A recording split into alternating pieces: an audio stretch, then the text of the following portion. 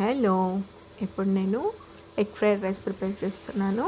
First అది morning రైస్ని పొడి పొడిగా చేసుకున్నాను. అండ్ వెజ్జెస్ వచ్చేసి carrot, sweet corn, capsicum, beans తీసుకున్నాను.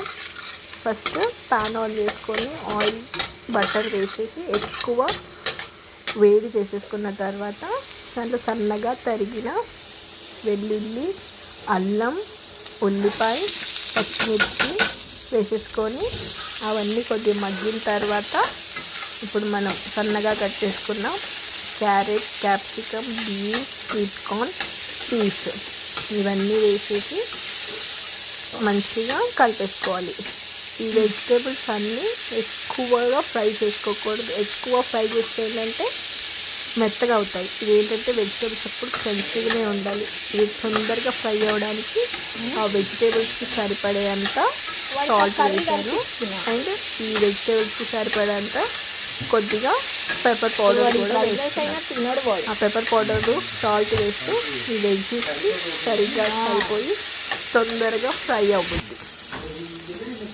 ఇవంతా ఫ్రై అయిన తర్వాత వెజిటేబుల్స్ని అన్నీ సైడ్స్కి పెట్టేసి మళ్ళీ మధ్యలో కొద్దిగా ఆయిల్ బటర్ వేసేసి ఎగ్స్ వేసేసుకొని ఎగ్స్ వేసిన తర్వాత కూడా కొద్దిగా సాల్ట్, పెప్పర్ వేసేసి మంచిగా స్క్రాంబుల్ చేసేసుకోవాలి.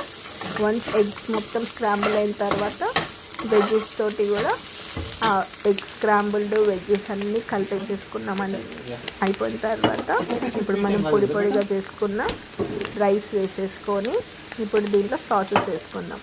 సాసెస్ వచ్చేసి soya sauce, green chilli sauce, chilli garlic and కొద్దిగా